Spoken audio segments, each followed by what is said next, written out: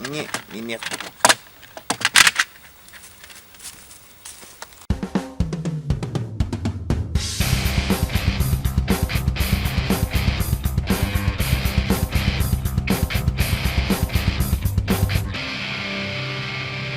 Eh bien, salut tout le monde et bienvenue dans une nouvelle vidéo de déballage et grosse boîte. Cette vidéo, ça va être un petit peu particulier parce que on va essayer d'inaugurer plus ou moins en fait un nouveau format. Vous le savez, les vidéos review de répliques, blablater sur la réplique, dire toutes les trucs, combien qu'elle fait, combien que ceci, combien que cela. Ça m'énerve. Je peux plus les faire, j'y arrive plus. Ça me gonfle. Dans ce colis, il y a une réplique, il y a des accessoires. Il y a tout ce qu'il faut pour faire une petite bête de concours en fait. Donc le but, ça va être de tout déballer, de regarder un petit peu la réplique en sortie de boîte. Un petit peu comme fait Canseb en fait. Regarder juste rapidement un petit peu la réplique, la tester un petit coup en sortie de boîte. Et ensuite faire l'upgrade, les modifications, la pose des accessoires, décrire, expliquer quel style de jeu je veux faire avec, pourquoi tel upgrade, pourquoi telle pièce pour obtenir tel résultat et tout. Et après voilà, vous en reparlez, la remontrer une fois qu'elle est complètement upgradée. Alors ce colis qui inaugure, je ne sais plus si je l'ai dit, un nouveau partenariat avec la chaîne dont je suis très content. Il s'agit d'un partenariat avec Colombisport. Donc je remercie énormément Colombisport, plus particulièrement Antoine et Cyril qui ont été mes contacts et bien sûr tout le staff de chez eux. Et pendant que je commence à ouvrir ça, je vais parler juste un petit peu d'eux et de Chronopost. Alors Colombi, juste avant bien sûr Colombi, vous-même ne pouvez pas acheter chez Colombi. Colombi c'est un distributeur, c'est un grossiste plus ou moins. Par contre, ils ont une liste de sites et de shops pour les clients, pour le public, qu'ils fournissent. Donc vous pouvez retrouver énormément de leurs produits chez des magasins en fait. Par exemple, Reds Équipements à Dijon est un magasin qui est en partie fourni par Colombi. Et ensuite, Chronopost. Chronopost qui a encore brillé par son professionnalisme. C'est de l'ironie. Ce colis devait arriver mardi. Et déjà le chat qui joue avec ça. Ce colis devait arriver mardi ou mercredi dernier. Ça roumane. Mais il est parti avec. Il est parti avec. Ben voilà. Fille, je te les donnerai après. Donc ce colis, comme je disais, devait arriver mardi ou mercredi dernier. On va tabler sur mercredi parce que je suis plus très sûr. Et je viens seulement de l'avoir aujourd'hui, donc on est lundi. Livraison reportée tous les jours. Tous les jours on me dit c'est livré aujourd'hui, tous les jours je l'ai pas. Et tout le lendemain c'est reporté encore une fois. Jusqu'à quand même le samedi, je crois. J'ai quand même fini par les appeler parce que ça commençait à me gonfler. Et pendant 3 minutes, le mec m'a bullshit en me disant votre colis, il a eu un problème de conditionnement, donc on a dû le reconditionner. Donc moi je commençais à baliser un peu, je dis qu'il y en a quand même pour une certaine valeur là-dedans. Le colis il a été défoncé, il a été ouvert, il a été refermé et tout, il va me manquer des trucs. Donc le mec m'a bullshit là-dessus en me disant ouais bah après vous serez livré lundi, donc pas de souci. Je récupère le colis, je fais tout le tour, pas une marque de cutter, pas un coup de scotch rajouté nulle part. En fait le colis n'a absolument pas été touché. Donc la prochaine fois honnêtement Chronopost, hein, si quand je vous appelle, dites-moi juste, soyez honnête, dites-moi on est des branques, on vous livre au plus vite, et voilà.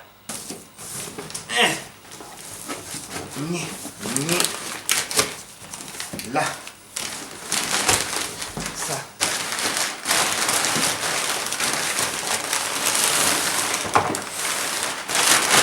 Je vérifie juste qu'il n'y a rien. Parce que normalement il y a des petits trucs. Il n'y a rien qui soit enfilé là-dedans.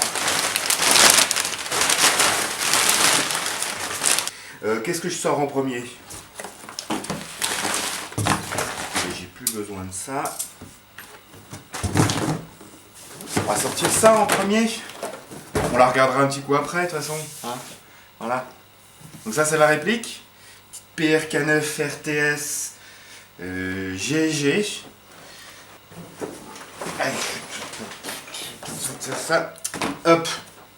Voilà. Ça doit être...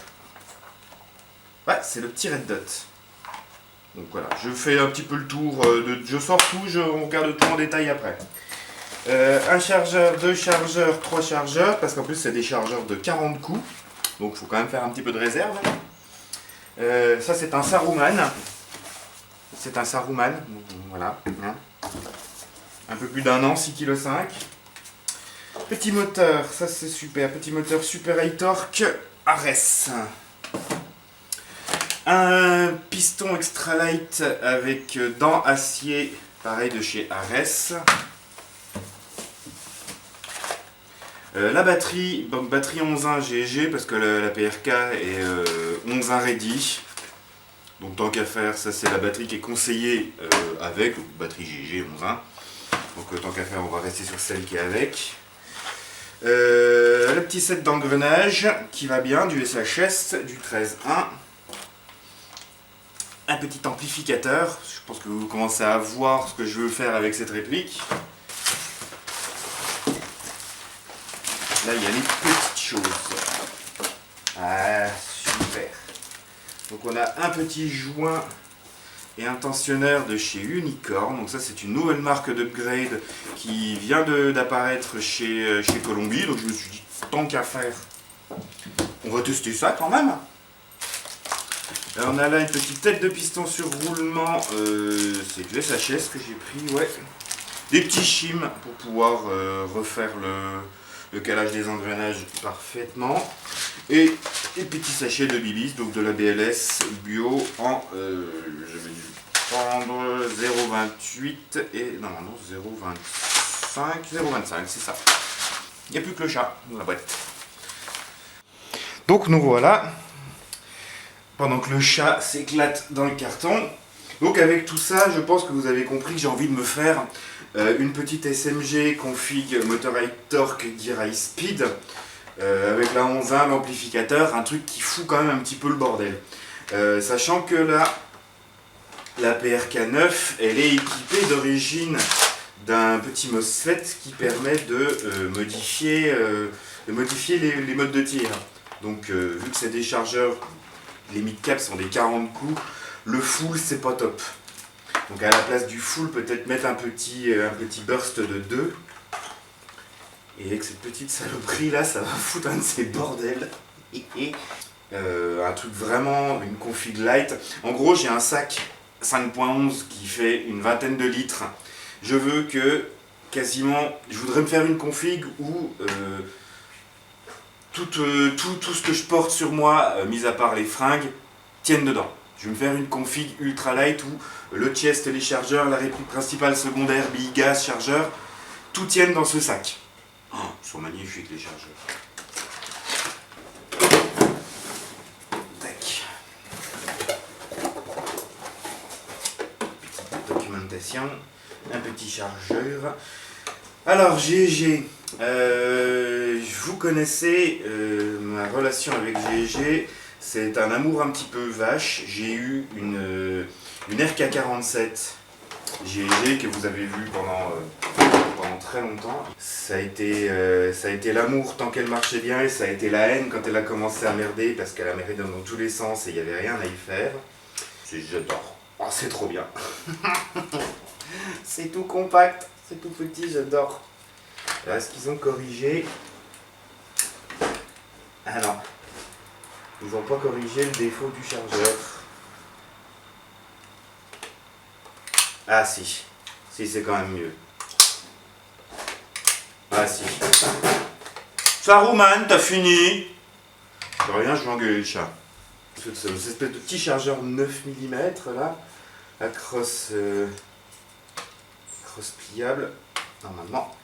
Ouais, elle est toute neuve. Hein. Donc voilà. Vous voyez la compact. Vous voyez le truc ultra compact.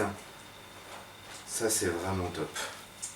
Avec le petit red dot. Voilà, j'ai choisi un petit red dot comme ça parce qu'il est réglable en hauteur.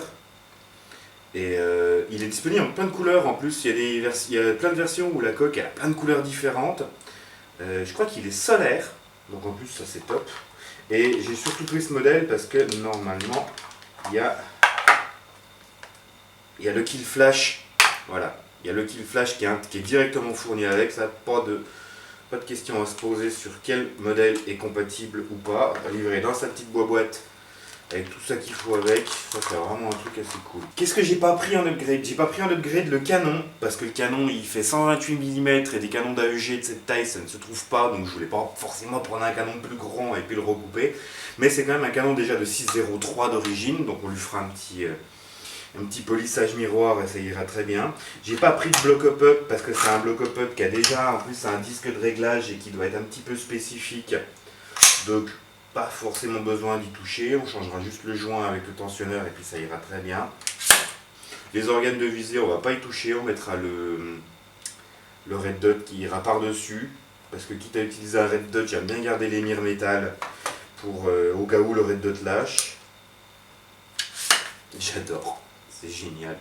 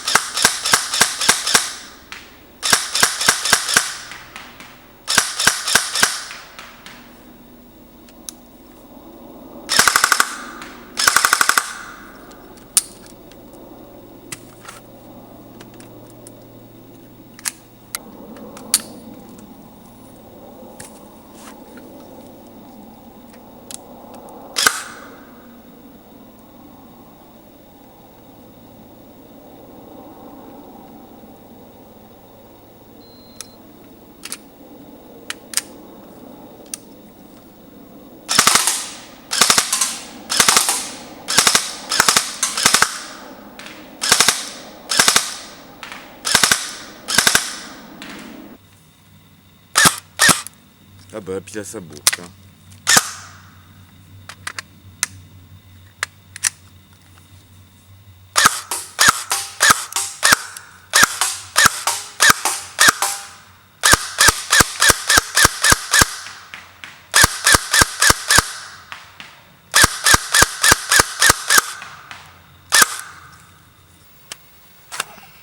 Alors verdict, qu'est-ce que ça dit?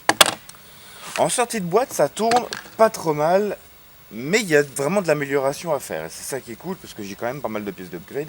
On va pouvoir se faire un truc bien.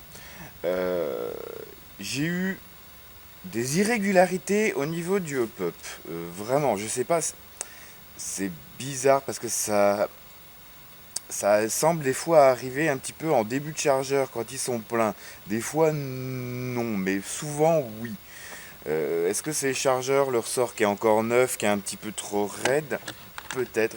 Mais j'ai vraiment des fois, on l'entend d'ailleurs pendant les tirs, le tir est différent, où la bille va vraiment plonger, comme s'il n'y avait pas de hop-up. Et puis d'un coup, ça va se relever, ça va être satellisé un coup et ça va repartir droit. Là, elle est vraiment sortie de boîte, sortie de boîte. Il n'y a vraiment rien fait du tout. J'ai rien touché, rien réglé à part le hop-up. J'ai même pas mis un coup de tige de débourrage dans le canon, histoire de nettoyer un coup. C'est vraiment à voir avec un petit coup de nettoyage si ça fonctionne. Mais la portée, la précision, le groupement est bon. Là, la cible la plus lointaine était à 40 mètres, ça touche sans aucun souci. Il y aurait moyen de pousser un petit peu plus loin. La réactivité est bonne, mais je m'attendais à mieux avec une 11.1.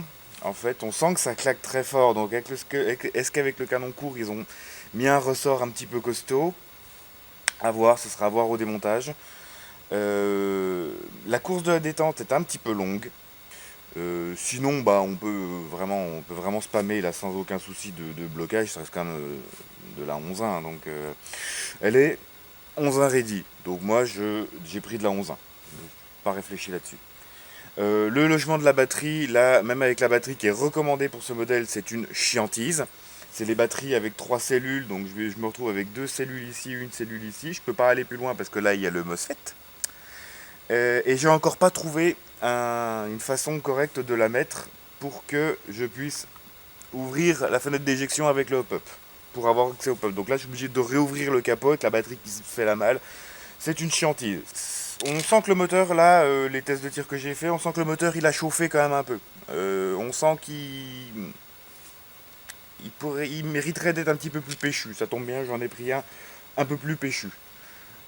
Sinon voilà, ça, la cadence, la réactivité c'est pas mal. La cadence, moi vous savez que c'est pas du tout ce qui m'intéresse, ça va être plus la réactivité. La possibilité de passer en burst est intéressant, mais ils ont mis un MOSFET qui permet d'avoir du burst, mais on peut rien faire d'autre. C'est un peu dommage. On peut passer que du full au burst. On garde le semi, mais on peut passer que de full auto à burst de 3 coups. Avec des chargeurs 40 coups, burst de 3 coups, ça part quand même vite. Moi, j'aurais préféré pouvoir le programmer et puis mettre un burst de 2 ou du binary. Donc ça, par la suite, je pense que le MOSFET, je le changerai. On peut pas lui faire grand chose. Après, ça apporte la sécurité, ça apporte la protection de la batterie, voilà. Ça, jusque-là, c'est bien. Les chargeurs ont l'air d'avoir été un petit peu améliorés par rapport à la première génération. Parce que la première génération, c'était une galère pour remettre le chargeur. S'il n'est pas présenté frame perfect, il ne s'engage pas. Vous voyez que si je vais essayer de le mettre vite ici, voilà, il coince. Il faut vraiment le présenter à fond là et l'engager. C'est à driller. C'est un coup de main à prendre, c'est une habitude à prendre. Là, d'avoir déjà vidé avec une dizaine de chargeurs, ça se fait bien.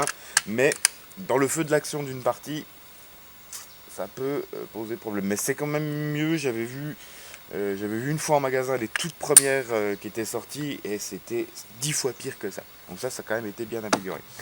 J'ai déjà installé, que vous allez pouvoir, tous les accessoires. Donc le petit T1 qui va bien, le petit amplificateur parce que j'ai envie que ce soit une réplique qui foute le bordel. C'est mon rôle en tant que Slayer d'attirer en fait l'ennemi, de l'éloigner, de l'attirer vers moi et de l'éloigner de l'objectif. Et pour ça, je veux un petit truc compact, pas trop lourd, parce que bon, je m'attendais quand même pas à ce qu'elle soit aussi lourde. Pas trop lourd et qui fout un petit peu le bordel, histoire de les occuper, de les attirer et de les occuper. Donc là, c'est pour le délire et ça va bien. J'ai mis une petite poignée MOE que j'ai recoupé parce que ça sert à rien d'avoir toute la longueur et puis elle allait me gêner au niveau des chargeurs. J'ai rapidement bricolé un petit attache sangle avec un petit bout de sangle, mais je pense que je devrais pouvoir mettre un attache sangle de M4. Bah déjà ça aurait été intelligent qu'elle y soit de base. On a beaucoup de choses à faire dessus. On a effacé tous ces marquages. Les marquages GG là encore ça va. Le numéro de série là pourquoi pas. Le Made in Taiwan est moyen. Par contre le gros CE que je pensais que c'était un autocollant puis qui est gravé dans la peinture, ça va être poncé, repeint, disparu. La crosse est confort, la crosse est réglable. Moi j'aime bien, ça gêne pas. Ça tient bien en main, c'est tout compact. C'est cool. Donc voilà, la prochaine vidéo donc ce sera démontage. Parce que c'est quand même, malgré que ce soit un type à casse, ça a l'air d'être un petit peu particulier ce bazar.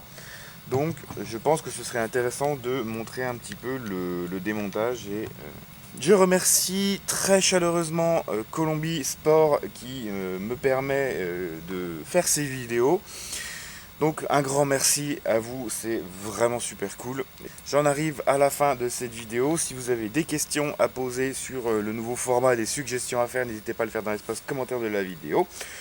Sur ce, je vous dis comme toujours merci d'avoir regardé. N'hésitez pas à partager, à commenter, à liker, à vous abonner à la chaîne si ce n'est pas déjà fait. Salut, salut, airsoftez bien et à la prochaine.